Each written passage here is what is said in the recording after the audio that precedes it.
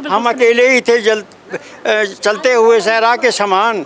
हम अकेले ही थे जलते हुए सहरा के समान। मिल गए आप मुझे घने पेड़ की छाया के समान। और जिसकी नफ़रत में, जिसकी चाहत में नहीं होता है ठहराव कहीं, उसकी नफ़रत भी है बहते हुए दरिया के समान। आज अंतर्राष्ट्रीय मातृभाषा दिवस के अवसर पर उत्तराखंड भाषा संस्थान की ओर से उत्तराखंड साहित्यकार गौरव सम्मान समारोह का देहरादून के IRDT सभागार में आयोजन हुआ, जिसमें मुख्य अतिथि के तौर पर मुख्यमंत्री पुष्कर सिंह धामी सहित भाषा मंत्री सुबोध उनियाल एवं राजपुर विधायक खजानदास मौजूद रहे। मुख्य अतिथि द्वारा दीप प्रज्वलित कर इस कार्यक्रम का शुभारंभ किया गया। उत्तराखंड भाषा संस्थान साहित्य की विभिन्न विधाओं में काम करने वाले साहित्यकारों को सम्मानित करता है। 2010 में स्थापना के बाद से भाषा संस्थान ने विभिन्न शोध परियोजनाओं, भाषा एवं साहित्य संगोष्ठियों और सम्मान कार्यक्रमों के माध्यम से साहित्यकारों को जन सामान्य तक पहुंचाने का प्रयास किया है। यह सम्मान साहित्य व पत्रकारिता के क्षेत्र में महत्वपूर्ण कार्य करने वाले साहित्यकारों व पत्रकारों के नाम से प्रदान किया जाता है। इस वर्ष यह सम्मान साहित्य व पत्रकारिता के क्षेत्र में उत्कृष्ट कार्य करने वाले साहित्यकारों को 10 विधाओं में प्रदान किया गया, जिसमें सुमित्रा नंदन पंत पुरस्कार, गुमानी पंत, महादेवी वर्मा उनवान चिश्ती पुरस्कार, सैलिस मटियानी, भैरव दत्त धूलिया पुरस्कार और अध्यापक पूर्ण सिंह समेत विभिन्न पुरस्कारों के आंतरिक आने वाले 10 साहित्यकारों को 1 लाख की धनराशि से सम्मानित किया गया, जिसमें पत्रकारिता, गढ़वाली व कुमाऊनी समेत हिंदी भाषा के साहित्यकारों को CM पुष्कर सिंह धामी ने पुरस्कृत किया। वहीं साहित्यकारों ने भी सरकार के द्वारा दिए जा रहे प्रोत्साहन की सराहना की है। उत्तराखंड भाषा संस्थान की ओर से उत्तराखंड साहित्य गौरव सम्मान समारोह का आज आयोजन किया गया। तो इसी बीच हमारे साथ गणेश कुकसाल गणेश जी मौजूद हैं। सर, आपको भैरव दत्त धूलिया पुरस्कार से आज पुरस्कृत किया गया है पत्रकारिता और लेखन के क्षेत्र में। सबसे पहले तो आपको बहुत बहुत बधाई। बहुत बहुत धन्यवाद। और सर, आपको आज ये पुरस्कार मिला है। खैर, आपको इससे पहले भी अन्य तरह के पुरस्कार मिल चुके हैं, तो इस पुरस्कार जो आपको मिला है आज, इस पर आप क्या कहना चाहेंगे? ये बड़ी ताकत देता है कि सरकार हमारे काम का मूल्यांकन कर रही है। समाज में जो साहित्य रचा जा रहा है उसका मूल्यांकन हो रहा है, जो पत्रकारिता की जा रही है उसका मूल्यांकन हो रहा है। ये समाज के लिए भी महत्वपूर्ण है, सरकारों के लिए भी आवश्यक है कि सरकार इस तरह की नज़र रखे अपने राज्य में होने वाले कामों पर। मैं सरकार का बहुत बहुत आभारी हूँ कि उन्होंने हमारे काम का मूल्यांकन किया और हमारे लिए बड़ी गौरव की बात है। और महत्वपूर्ण बात है कि जिस व्यक्ति के नाम पर ये सम्मान दिया गया है, उनका जो काम रहा है इस देश की आज़ादी के लिए, इस देश की स्वतंत्रता के लिए उन्होंने कर्मभूमि के माध्यम से जो काम किया, उनके नाम से ये सम्मान मिला है। तो इसके लेकर के मैं बहुत गदगद हूँ, मैं अभिभूत हूँ इस सम्मान से भी और इस सम्मान को जिस नाम से सम्मान मिला है उस नाम से भी। सर, आपने बोली, भाषा, संस्कृति, सभ्यता के ऊपर आपने काम किया है, तो इसके माध्यम से आप तमाम लोगों को क्या संदेश देना चाहेंगे? जैसे कि अभी मुख्यमंत्री पुष्कर सिंह धामी जी ने भी स्टेज से कहा था कि हमें आप अपनी बोली, भाषा, संस्कृति उसके ऊपर भी काम करना चाहिए और उसे बचा के रखना है। ये बहुत महत्वपूर्ण बात है मेरे लिए। जहाँ तक आप मेरी बात करें, मेरे लिए तो बहुत महत्वपूर्ण बात है, क्योंकि मैं तो मातृभाषा गढ़वाली में पत्रिका का प्रकाशन करता हूँ। और आज के समय में जिस दौर में भाषाएं हैं, पूरी दुनिया की भाषाएं जिस दौर में हैं, बहुत ख़तरनाक दौर में हैं, लेकिन हमारी भाषाएं तो उस दौर में हैं जिनको यूनिसेफ भी ये कहता है कि ये मृतप्राय होने वाली भाषाएं हैं। हालांकि ऐसा नहीं है, मेरा व्यक्तिगत मत है ये, और इसके हम प्रमाण दे सकते हैं कि जो मूल्यांकन हुआ है वो गलत मूल्यांकन हुआ है। लेकिन जब गढ़वाली भाषा की बात करते हैं तो हमारे लिए गौरव की बात है कि सरकार मातृभाषाओं की बात कर रही है, लोक भाषाओं की बात कर रही है, इसमें होने वाले कामों को लेकर के बात कर रही है। ये हमारे लिए महत्वपूर्ण बात है। और ये ऐसा दौर है कि जब लोग पढ़ना छोड़ रहे हैं, पढ़ नहीं रहे हैं। और दूसरी बात ये कि अपनी भाषा की एकमात्र पत्रिका है, धाद पत्रिका अपनी भाषा की एकमात्र पत्रिका है, तो इससे पता चलता है कि कितना कठिन दौर होगा। और आज आप देखोगे कि कोविड काल में इस देश की बहुत संभ्रांत पत्रिकाएं, बड़े बड़े मीडिया घरानों की पत्रिकाएं बंद हो गई, लेकिन हमने कोशिश की कि धाद न मरे। और उसकी ताकत हमारी लोक की ताकत है, हमारे लोक रचनाकारों की ताकत है, हमारे लोक पाठकों की ताकत है, अपनी मातृभाषा के प्रति अनुराग रखने वाले लोगों की ताकत है, जिसके बूते हम इसको बचा ले जा रहे हैं, बचा ले गए और यहाँ तक आपके सामने तक लाए। और आज यह दिन हमें तब देखने को मिला जब ये बची रही। तो इसी बीच हमारे साथ नदीम बरनी जी मौजूद हैं, जो कि प्रोफेसर उनवान चिश्ती पुरस्कार से नवाजे गए हैं। साथ ही मैं सबसे पहला सवाल तो आपसे यही लूँगी कि इस 15 अगस्त को आपकी 90 साल उम्र होने वाली है। इस उम्र के पड़ाव में भी आप लिखने की क्षमता कैसे रखते हैं? हाँ, दरअसल बात यह है कि मेरा एक ही मूल मंत्र है और एक ही मेरा टॉनिक है, वो है प्यार करना। मैं नफ़रत को कभी पास नहीं आने देता। नफ़रत मेरे पास बिल्कुल नहीं फटकती है, ना मैं नफ़रत शब्द को जानता ही नहीं हूँ। मैं हमेशा प्यार करता हूँ और प्यार ने मुझे यहाँ तक पहुँचाया है।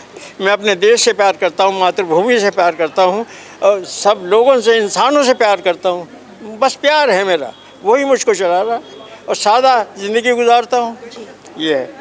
और उर्दू के क्षेत्र में आज आपको ये पुरस्कार मिला है। खैर, हिंदी शायरी के ऊपर भी आप काम कर चुके हैं, उर्दू शायर भी रह चुके हैं। हाँ, बिल्कुल, हिंदी दोनों का मैं मेरा बड़ा लंबा वो है इतिहास उसका। मैंने लाल किले के मुशायरे पढ़े हैं मैंने, और जितने बड़े बड़े मुशायरे पढ़े हैं, लखनऊ के बहुत बड़े मुशायरे पढ़े हैं, बहुत बड़े बड़े पढ़े हैं। और मेरे साथ कई चीज़ें हैं, मैं संचालन भी करता हूँ मुशायरों, कवि सम्मेलनों का, ये है। और खेल के मैदान में मैं हूँ।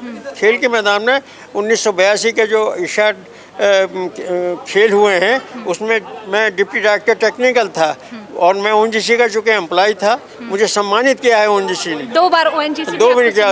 एक बार मुझे जब ये 65 में पाकिस्तान की नज़र हमारी तरफ थी, मैं खंबात में था, वहाँ मुझे सेल्फ डिफेंस स्क्वाड का लीडर बनाया गया।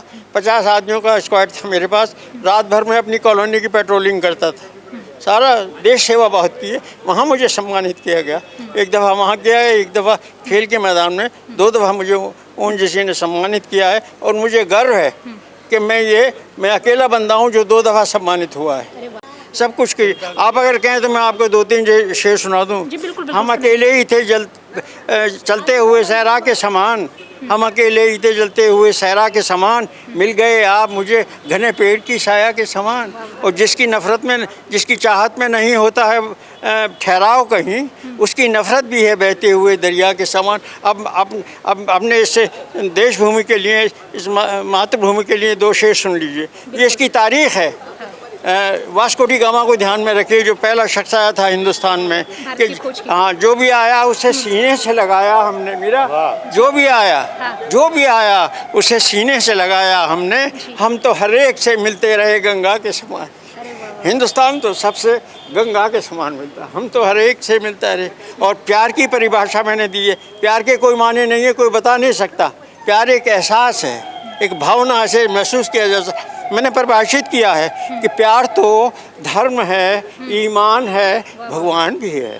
प्यार तो धर्म है, ईमान है, भगवान भी है। और मैं तो पढ़ता हूँ तेरे पत्र भी गीता के समान। मैं तो पढ़ता हूँ तेरे पत्र भी गीता के समान। और प्यार ने जिसके दिया है मेरी गज़लों को जन्म, मीरा बेटी, प्यार ने जिसके दिया है मेरी गज़लों को जन्म, खूबसूरत है वो खुद भी मेरी रचना के समान। आपका बहुत बहुत धन्यवाद। तो उसी बीच हमारे साथ गिरीश सुंदरियाल जी मौजूद हैं, जो कि भजन सिंह पुरस्कार से सम्मानित किए गए। गढ़वाली बोली भाषा के लिए आपने काम किया है। सर, सबसे पहले आपको बधाई, और इस बारे में बताइए आज आपको ये पुरस्कार मिला। बहुत धन्यवाद हिमालय प्लस चैनल का। और बहुत अच्छी पहल है उत्तराखंड सरकार की और भाषा संस्थान की कि उत्तराखंड में जो लोग भाषा में काम कर रहे हैं उनको प्रोत्साहन दिया जा रहा है। और पिछले गत वर्ष से ये योजना प्रारंभ की गई है। मुझे भी इस वर्ष भजन सिंह पुरस्कार से सम्मानित किया गया है। और आपको मैं बता दूं कि भजन सिंह हमारे गढ़वाली साहित्य के बड़े पुरोधा रहे हैं। आज़ादी के बाद उन्होंने बहुत साहित्य सृजन किया है। और आज जो भाषाएं फल फूल रही हैं, हमारे पुरखे साहित्यकारों के बलबूते ही फूल रही हैं। उन्होंने जो सृजन किया है, अभाव में भी प्रभाव उन्होंने छोड़ा है और बहुत उत्कृष्ट साहित्य उन्होंने रचा है।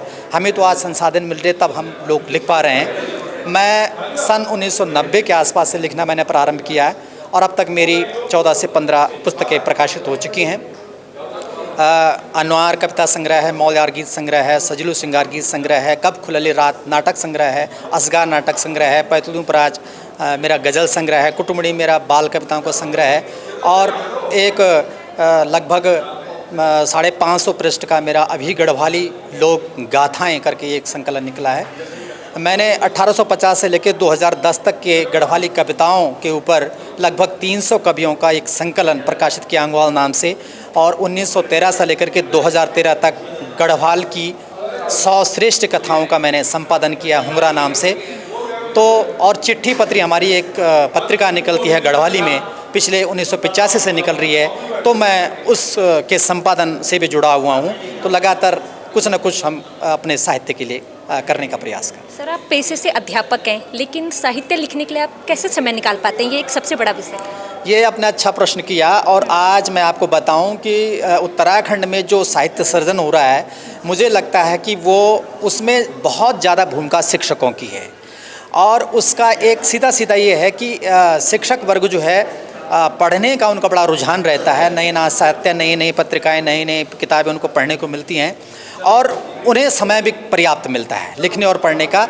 और जाहिर है कि वो ऐसे जगहों में रहते हैं कि जहाँ कल्पनाशीलता उनके लिए जन्म लेते हैं और वो अच्छा काम करते हैं। तो मेरा भी सौभाग्य रहा है कि मैं पिछले 28 वर्षों से देहरादून से 250 किलोमीटर दूर पौड़ी गढ़वाल में एक क्षेत्र है चौंदकोट, वहाँ पर 28 वर्षों से अध्यापन की सेवाएं दे रहा हूँ और लगभग 1990 से ही मैं साहित्य सृजन कर रहा हूँ। सर, क्या वर्तमान में भी आप किसी साहित्य के ऊपर लिख रहे हैं? जी, अभी जैसे मैंने आपको बताया कि अभी मेरा एक ग्रंथ है गढ़वाल की लोक गाथाएँ, वो अभी लोकार्पित होने वाला है कुछ ही दिनों के बाद। और उसके बाद मेरा एक गीत संग्रह है जिसमें जनगीत हैं तमाम, आला उजाला दिन करके मेरा एक गीत संग्रह अभी प्रकाशित होने वाला है। साथ साथ में थोड़ा गीतों पर भी मेरा काम है।